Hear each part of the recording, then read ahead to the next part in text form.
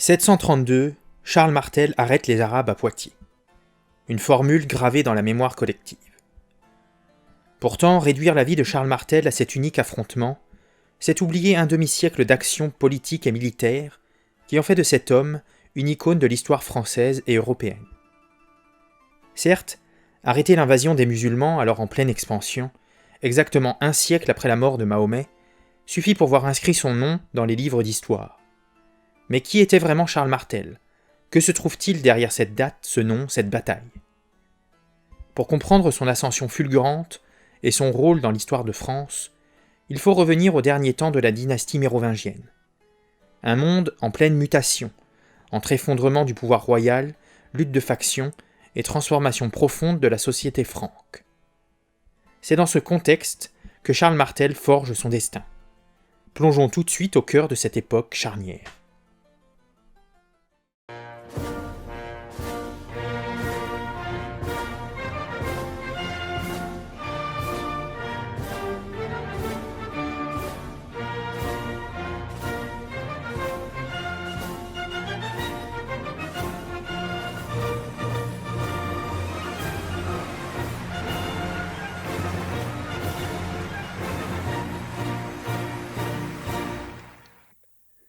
À la conquête de l'histoire.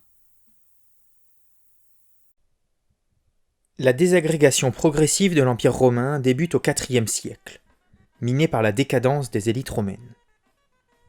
Après la division de l'Empire en 395, l'Occident, dont Rome demeure la capitale nominale, subit l'assaut des peuples germaniques qui s'amassent aux frontières du Rhin et du Danube. Pendant ce temps, l'Empire romain d'Orient, avec Constantinople comme capitale, réussit à conserver ses positions.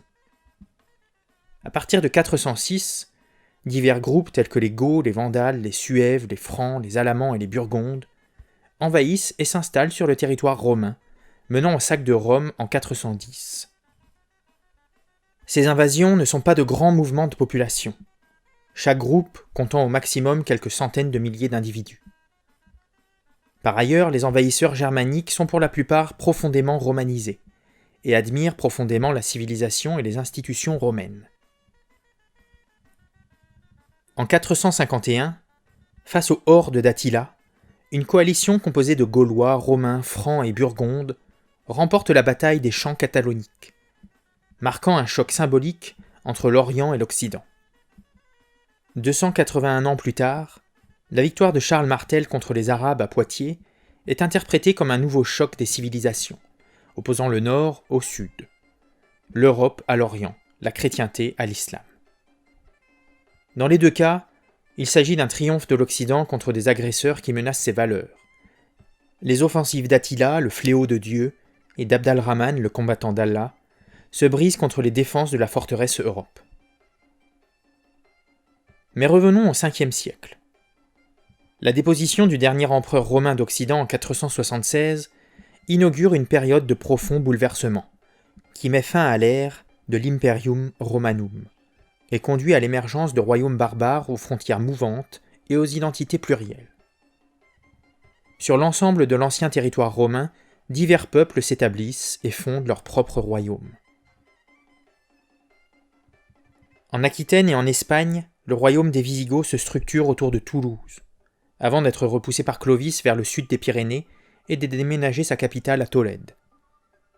En Italie, les Ostrogoths connaissent un âge d'or sous Théodoric, de 493 à 526, tandis que les Vandales traversent la Méditerranée par les colonnes d'Hercule pour s'installer en Afrique du Nord. Les Suèves s'installent dans le nord-ouest de la péninsule ibérique. Les Burgondes étendent leur pouvoir du sud de la Champagne à la Provence, avec Lyon comme capitale. Et les Alamans se fixent en Souabe, entre la Forêt-Noire et la Bavière. Entre les Alpes et les monts de Bohême s'installent les Bavarois, plus à l'est se trouvent les Avars, un peuple semi-nomade, tandis que les Saxons et les Angles du nord de l'Allemagne contribuent à la redéfinition des espaces en s'installant en Bretagne, poussant une partie des Celtes à se réfugier en Armorique. Et en Hollande, ce sont les Frisons qui font souche. Parmi ces divers peuples, les Francs occupent une place singulière. Ce terme collectif désigne une confédération de peuples germaniques, tels que les Chamaves, les Bructères, les Chatuers ou les Saliens. qui apparaissent dans les sources romaines dès le IIIe siècle, sur la rive droite du Rhin. Leur nom, signifiant les braves ou les hardis, témoigne de leur caractère guerrier.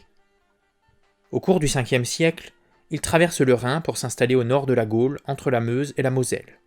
Et vers 480, leur influence s'étend jusqu'à la Loire, à la Champagne et aux Vosges. Leur chef, Clovis, parvient entre 481 et 511 à étendre considérablement leur territoire, en remportant des victoires sur les Alamans, Burgondes, Thuringiens et Visigoths.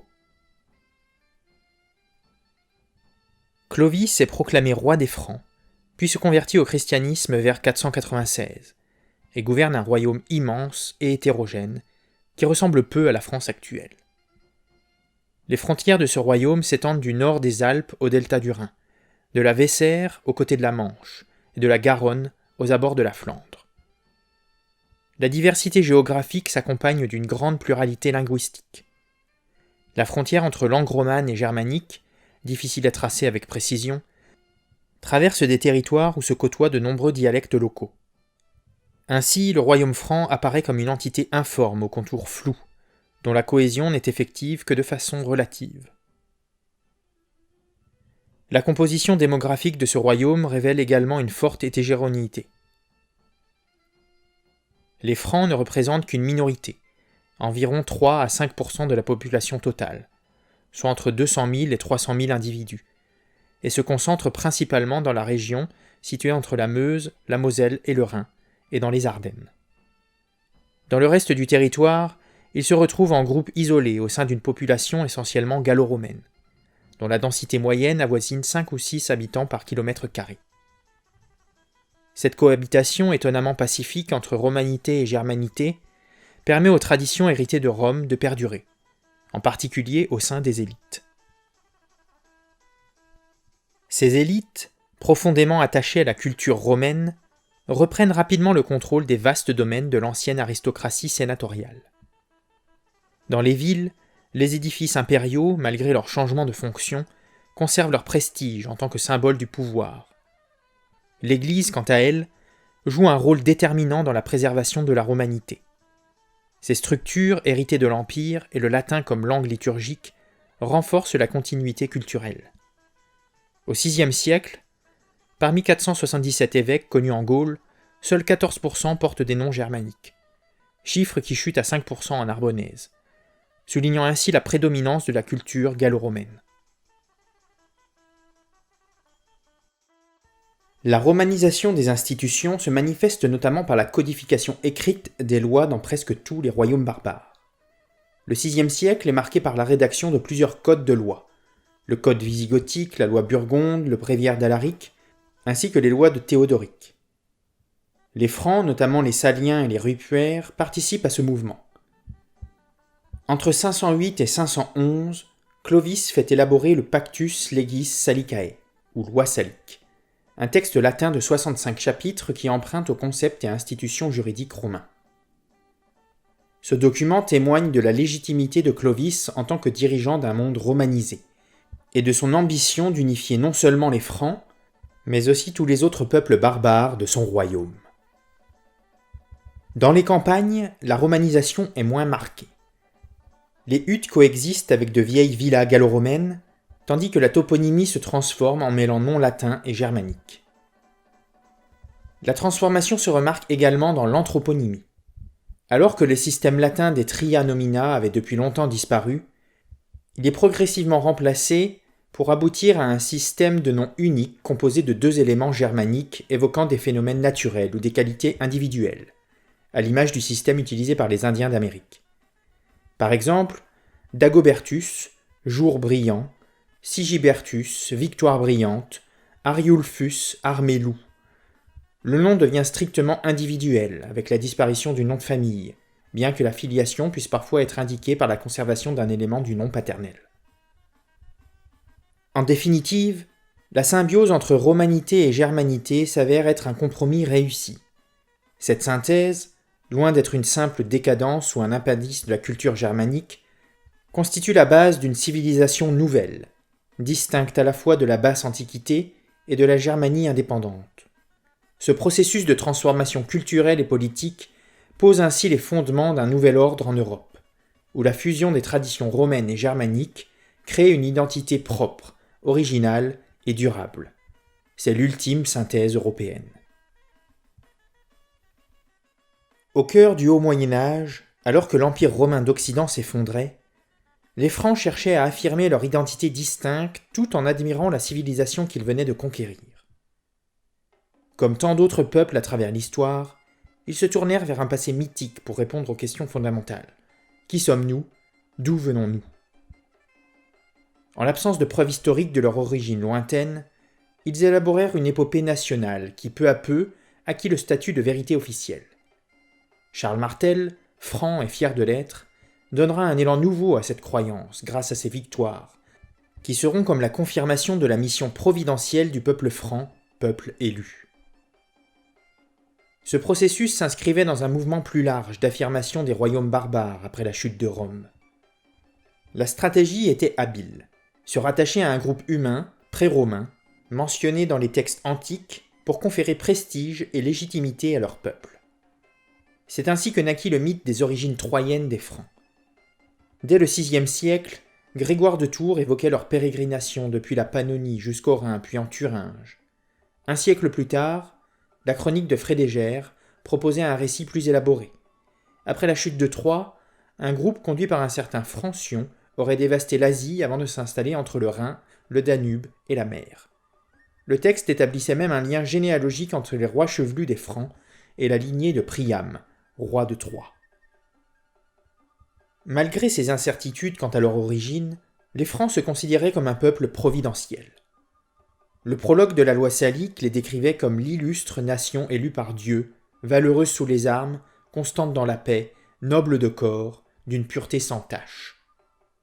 Cette haute opinion semblait justifiée par les succès éclatants de Clovis, dont les conquêtes et la conversion au christianisme firent de lui le souverain le plus puissant du VIe siècle.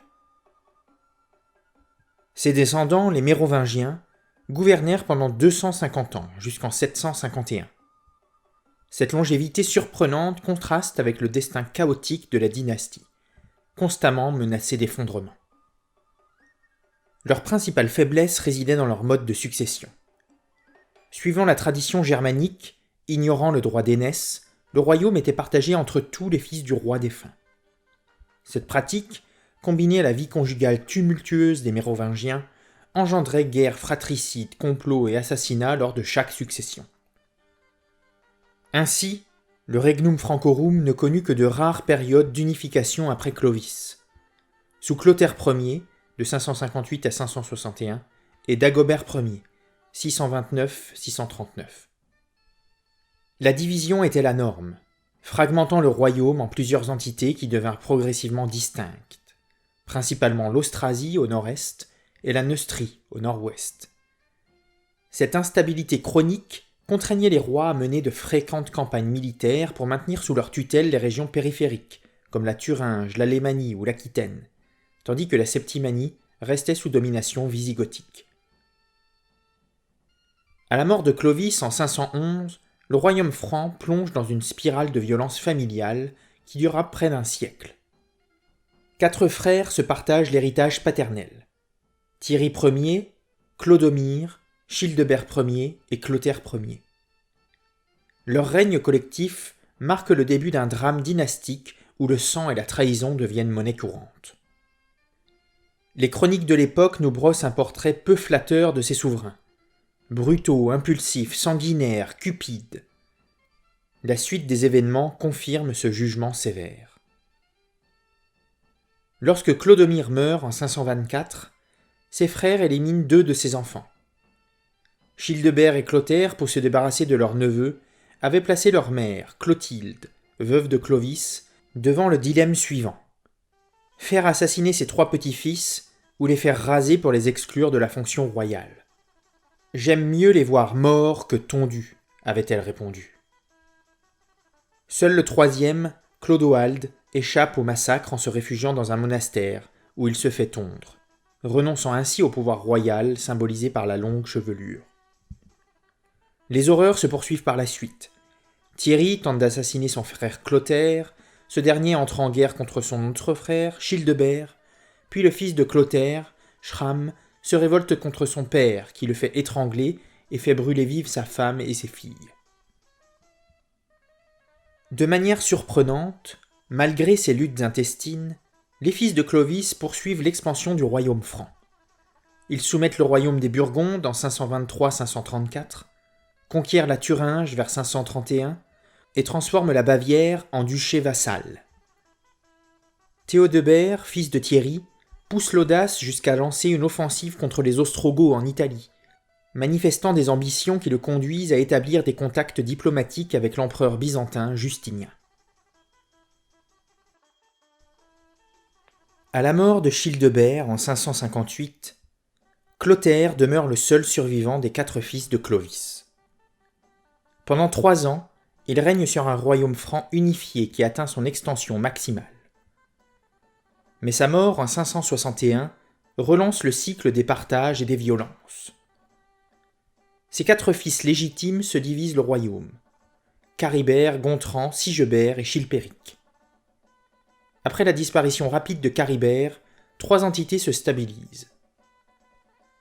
L'Austrasie de Sigebert, c'est-à-dire le pays de l'Est. Sigebert, qui est dominé par son épouse Brunehaut, fille du roi wisigoth Athanagild, est installé à Reims et gouverne les régions entre Rhin et Meuse, la Champagne et une bonne partie de la Gaule centrale et méridionale. La Neustrie, c'est-à-dire la terre de l'Ouest, de Chilpéric, qui est installé à Soissons. Ce dernier est décrit comme un véritable fou sanguinaire, même selon les standards mérovingiens. Brute déchaînée, cruelle, débauchée, semi-sauvage, déséquilibrée. Les qualificatifs ne manquent pas. Cependant, Chilpéric est passionné de grammaire et de théologie. Il impose 4 nouvelles lettres à l'alphabet latin. Il décrète que tous les enfants du royaume doivent apprendre à lire et compose un traité sur la Trinité. Le barbare romanisé par excellence. Vient en 3e la Bourgogne de Gontran. Installé à Orléans, il contrôle un vaste ensemble qui déborde les bassins de la Saône et du Rhône. Il est décrit comme ayant des manières habituellement douces et presque sacerdotales, qui peuvent être perturbées par des accès de fureur subite dignes des forêts de Germanie. C'est à cette époque que s'ouvre une véritable période de chaos, connue sous le nom de Fête royale. Chilpéric assassine son épouse Glaswint, sœur de Brunehaut, déclenchant une vendetta familiale. Sigebert, pour venger sa belle-sœur, fait la guerre à Chilpéric, dont le fils Théodebert est tué. Frédégonde, nouvelle épouse de Chilpéric, fait assassiner Sigebert en 575. Mérové, fils du premier mariage de Chilpéric, épouse sa tante Brunehaut, devenue veuve, ce qui provoque la fureur de son père, qui le fait tondre. Mérové et son frère Clovis seront ensuite assassinés sur ordre de Frédégonde. Gontran s'allie à Childebert II, fils de Brunehaut, contre Chilpéric lui-même assassiné en 584. Gontran prend alors sous sa protection Frédégonde et son fils Clotaire II, un enfant de 4 mois. En 592, Gontran meurt et son royaume passe au fils de Brunehaut, Childebert II, qui meurt lui-même en 595, laissant 2 fils, Théodebert et Thierry, qui se font la guerre. Thierry s'allie alors à Clotaire II, s'empare de son frère, le livre à sa grand-mère Brunehaut qui le fait assassiner. Entre-temps, Frédégonde est morte en 597. Thierry meurt à son tour en 613, laissant 4 fils, dont 2 sont assassinés par Clotaire II. Après des décennies d'un chaos presque indescriptible, la violence atteint son paroxysme en 613, lorsque Clotaire II, fils de Frédégonde, capture Brunehaut. La chronique de Frédégère raconte son supplice. Après lui avoir infligé pendant 3 jours divers tourments, il ordonne qu'on la conduise à travers toute l'armée, juchée sur un chameau, puis qu'on l'attache par les cheveux, un pied et un bras à la queue d'un cheval particulièrement fougueux. Là, elle a les membres désarticulés par les coups de sabot et par la rapidité de sa course. Comment expliquer la survie de la dynastie mérovingienne après un tel demi-siècle de chaos? Pendant que les rois s'entre-déchirent, les grands du royaume, ducs, comtes et hauts fonctionnaires, renforcent leur pouvoir en se faisant récompenser par des terres. La notion de chose publique, res publica, s'efface devant les intérêts privés.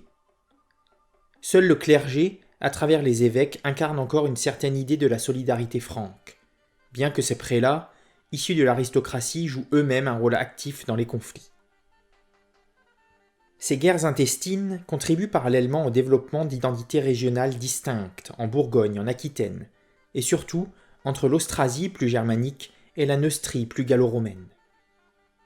Dans l'administration de ce royaume émerge un personnage crucial, le major domus, ou maire du palais. Malgré cette anarchie, le Regnum Francorum sort de cette période non seulement intact, mais renforcé. Les Mérovingiens repoussent victorieusement les menaces extérieures et prennent même l'offensive contre les Basques au sud-ouest. Au sud-est, ils organisent des expéditions contre les Lombards, ce peuple germanique particulièrement redouté, qui après avoir quitté la Scandinavie envahit l'Italie du Nord à partir de 568 sous la conduite de leur roi Alboin. Dès leur arrivée, les Lombards attaquent le royaume bourguignon de Gontran et lancent plusieurs raids jusqu'à Grenoble, Valence, Avignon et Aix. Bruno et Childebert cherchent à former une alliance avec l'empereur byzantin contre cet ennemi commun. Sous le règne d'Agilulf, 590-616, les Lombards consolident leur position autour de Pavie et constituent une menace permanente pour le pape, l'empereur byzantin et les Francs. Le rapport de force entre Francs et Lombards durera jusqu'à Charlemagne. Au début du 7e siècle, le royaume franc connut une rare période d'unité et de stabilité sous Clotaire II, puis sous son fils Dagobert Ier. Après avoir fait exécuter et démembrer sa redoutable tante Brunehaut, Clotaire tentera de restaurer l'ordre dans son vaste territoire. En 614, il convoqua un concile à Paris, qui aboutit à un édit de 24 articles, document remarquable qui semblait établir les bases d'un état de droit. Mais ne nous y trompons pas. Cet édit consacrait surtout l'ascension de l'aristocratie locale, dont le pouvoir s'était renforcé grâce aux généreuses donations de terres accordées par les Mérovingiens en échange de leur soutien militaire. En 629, Dagobert succéda à son père et devint l'un des rares rois mérovingiens à marquer l'imaginaire populaire. À l'inverse de ses prédécesseurs belliqueux, Dagobert privilégiait la diplomatie. Il préféra confier aux Saxons la défense des frontières orientales contre les Slaves, et se contenta de menaces pour obtenir un tribut du roi breton Judicaël. Ces rares expéditions militaires le menèrent en Espagne et contre les Basques. L'héritage principal de Dagobert réside dans ses innovations institutionnelles. Sa cour parisienne devint le véritable centre du pouvoir, préfigurant la politique de Louis XIV. Il y attirait l'aristocratie provinciale pour mieux la contrôler et y formait les jeunes nobles aux côtés de ses propres enfants. Cette pépinière de talents lui fournit des conseillers précieux comme Éloi, futur évêque de Noyon. L'administration des immenses domaines royaux gagna en rigueur sous son règne. Cependant, sa générosité envers les grands du royaume à qui il cédait des portions du fisc royal contribuait paradoxalement à affaiblir la monarchie et à renforcer les grandes familles aristocratiques. Malgré son prestige, Dagobert peinait à maintenir la cohésion de son royaume face aux forces centrifuges. Les régions périphériques comme l'Aquitaine, la Thuringe et la Bavière tendaient à l'autonomie. En Austrasie, deux puissantes familles, les Arnulfiens et les Pipinides, s'unirent par mariage, posant les fondements de la future dynastie carolingienne. Le cœur du royaume franc, c'est désormais la Neustrie, où se trouvent les principaux domaines du fisc, et où Paris prend des allures de capitale. Et au nord de la ville, Dagobert fait de Saint-Denis le centre de son pouvoir politico-religieux. Superstitieux, il combla le monastère de richesses, espérant s'assurer la protection divine. En y établissant sa sépulture à sa mort en 639, il inaugura la tradition qui ferait de cette abbaye la nécropole royale par excellence. La mort de Dagobert marque le début d'une période sombre pour le royaume mérovingien. Le royaume, autrefois unifié, se fragmente en deux entités hostiles, la Neustrie et l'Austrasie. Cette fracture s'accompagne d'une cascade de malheurs, Guerre fratricide, complots, assassinats et de longues régences qui affaiblissent progressivement l'autorité royale.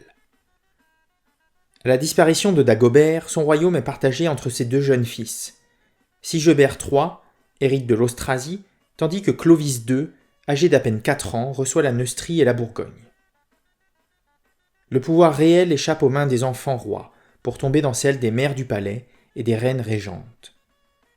En Neustrie, c'est la reine Nantechilde, veuve de Dagobert, qui gouverne aux côtés du maire, Aëga.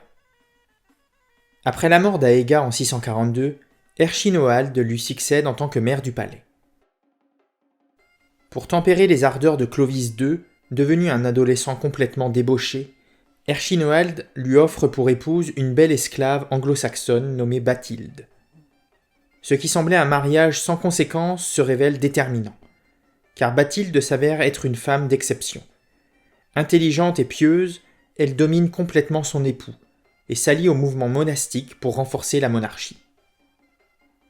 Lorsque Clovis II meurt en 657, suivi d'Erchinoald de l'année suivante, Bathilde assure la régence au nom de son fils aîné Clotaire III, et cherche par la suite à réunifier les deux royaumes francs, en plaçant son fils, Childéric II, à la tête de l'Austrasie en 662. Elle poursuit ses réformes religieuses avec une autorité grandissante. Toutefois, son pouvoir crée des résistances au sein de l'aristocratie et du clergé. Son ingérence dans les nominations épiscopales et la radicalité de ses réformes suscitent l'opposition. Vers 664, la pression devient telle que Bathilde doit se retirer dans son monastère de Chelles, où elle finira ses jours en 680, auréolée d'une réputation de sainteté. Un épisode crucial marque cette période. La première tentative d'usurpation du pouvoir royal par les Pipinides. Lorsque le roi Sigebert III d'Austrasie meurt en 656, son maire du palais, Grimoald, fils de Pépin Ier de Landen, fait tonsurer le jeune héritier d'Agobert et l'envoie dans un monastère irlandais. Il place alors son fils, Childebert, l'adopté, sur le trône. Cette usurpation provoque une réaction violente. Grimoald est capturé, torturé, puis assassiné par ordre du roi neustrien Clovis II. Après cet échec, la famille des Pipinides subit une éclipse de 20 ans. La victoire de la branche neustrienne des Mérovingiens semble totale, avec Clotaire III régnant en Neustrie et Childéric II en Austrasie, tous deux fils de Bathilde. Mais les intrigues se poursuivent sans relâche. Lorsque Clotaire III meurt en 673, le maire du palais, Ebroin, tente d'imposer Thierry III comme successeur. L'opposition des aristocrates bourguignons et austrasiens conduit à l'emprisonnement d'Ebroin et de Thierry III dans les monastères, plaçant Childéric II comme seul roi des Francs. Son règne est bref. En 675, des nobles neustriens l'assassinent dans la forêt de Livry. S'ensuit une période chaotique où deux ex-rois reviennent d'exil. Dagobert II prend la tête de l'Austrasie avec l'aide du maire du palais Wulfoald, tandis que Thierry III redevient roi de Neustrie avec Ebroin comme maire du palais. La guerre entre la Neustrie et l'Austrasie reprend. C'est à ce moment-là que réapparaît Pépin II, dit de Herstal, qui devient maire du palais d'Austrasie. Malgré des débuts difficiles, marqués par une défaite près de Langres, Pépin persévère. Et en 687, à la bataille de Tertry, Pépin II, à la tête d'une coalition d'Austrasiens et de Neustriens révoltés, défait l'armée de Thierry III. Le royaume franc est réunifié sous la tutelle austrasienne. Pépin II devient maire du palais des deux royaumes, tandis que Thierry III conserve le titre royal sans pouvoir réel. C'est dans ce contexte tumultueux que naît Charles Martel, fils de Pépin II, vers 687. Personne ne peut alors deviner que ce nouveau-né deviendra l'architecte d'une nouvelle ère, le grand-père de Charlemagne, futur empereur d'Occident.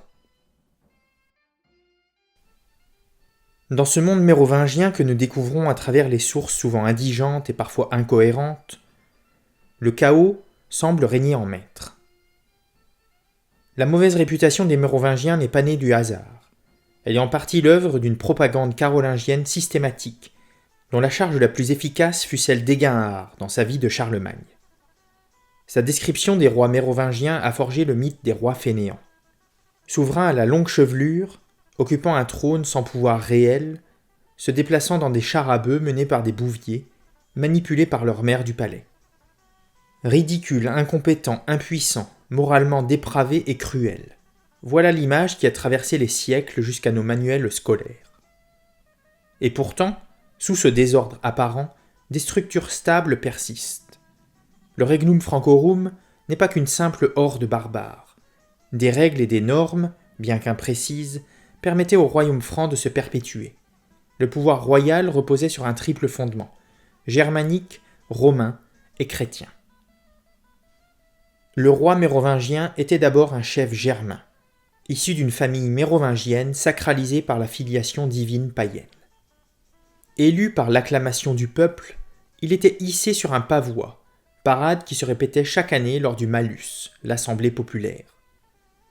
Traditionnellement, il y va dans un char à bœufs. Ce rite germanique décrit par Tacite est lié au culte de Nertus, déesse mère de la fécondité, qui dans la mythologie quitte son île sur un char tiré par des génisses. Eginhard, qui a oublié la signification originelle de ce rite, n'y a vu que le signe de la paresse des rois fainéants. La longue chevelure du roi était également un signe de la liaison avec le monde des dieux. La tonsure lui faisait perdre tout pouvoir, ce qui explique pourquoi Clotilde préférait voir ses petits-fils morts plutôt que tondus.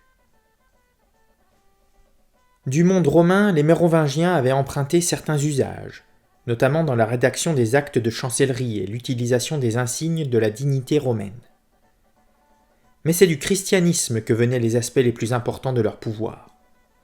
Le roi, bien que non sacré, était considéré comme ministre de Dieu, habilité par les évêques à diriger les affaires temporelles. Sa collection de reliques, ses fondations monastiques et des offrandes au sanctuaire lui assuraient une protection divine.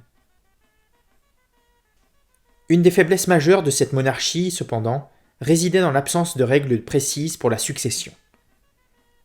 Propriétaire du royaume, le roi le partageait entre ses fils à sa guise, sans droit d'aînesse. En cas de minorité, la mère ou la grand-mère exerçait une régence de fait. Et l'histoire mérovingienne a connu des femmes redoutables, comme Clotilde, Brunehaut, Frédégonde, Nantilde et Bathilde. Le roi n'avait pas de capitale fixe. Il se déplaçait de villa en villa entouré de son palatium, sa cour composée de personnages aux fonctions diverses, les leudes, les optimates, les comites, les scolares. À leur tête se trouvait le maire du palais, fonction qui sera celle de Charles Martel. Les grands officiers étaient recrutés parmi les nutriti, jeunes aristocrates formés à la cour pour occuper des fonctions importantes. Depuis l'édit de Clotaire II en 614, les fonctionnaires devaient être nommés dans leur propre région, mesure censée les rendre responsables, mais qui produisit l'effet inverse. Les comtes, investis d'une délégation presque complète de la puissance publique, exerçaient un pouvoir quasi arbitraire. Juges, percepteurs, surveillants des transferts patrimoniaux, ils dirigeaient toute une administration locale qui échappait de plus en plus au contrôle royal. Au 8e siècle, certains ducs et comtes conservaient même leur poste malgré leur grand âge ou leur incapacité physique, et l'on voyait poindre une tendance à l'hérédité des charges. Le mode de rétribution des fonctionnaires révélait aussi l'affaiblissement du pouvoir royal. Incapables de payer en espèces leur argent, les rois leur attribuaient temporairement des terres fiscales. Ces biens, censés être restitués à la fin de leur mandat, s'intégraient souvent définitivement au domaine personnel des administrateurs. Ainsi, les fonctionnaires, particulièrement les comtes, prenaient l'habitude de se rétribuer eux-mêmes aux dépens de leurs administrés. Corruption, confiscation arbitraire, détournement du produit des amendes. En vain, le pouvoir royal tentait-il d'interdire ces pratiques. Le fisc royal se désagrégeait progressivement, fondant comme neige au soleil, tandis que les comtes s'enrichissaient, gagnant en puissance jusqu'à pouvoir lever leurs propres armées et défier l'autorité centrale du royaume. Aux côtés du comte, l'évêque, issu comme lui de l'aristocratie, rivalise pour la suprématie locale, maniant habilement sa double influence spirituelle et terrienne. Aux confins du royaume franc, les choses sont un peu différentes. Là, les ducs et patrices, choisis parmi les peuples autochtones, thuringiens, aquitains, bavarois, gouvernent avec une indépendance croissante. Ces princes périphériques tissent des dynasties et rêve de sécession. Après sa victoire décisive à Tertry en 687, Pépin de Herstal fait face à ses forces centrifuges menaçant l'intégrité du royaume mérovingien. Pour les contrer, il ne peut compter que sur sa force militaire. Il ne dispose cependant que d'une armée improvisée d'hommes libres, plus intéressés par le butin que par la discipline. La tâche qui attend Pépin et son fils Charles Martel est immense. Forger un instrument militaire efficace tout en naviguant les réalités sociales, économiques et culturelles d'un royaume fragile.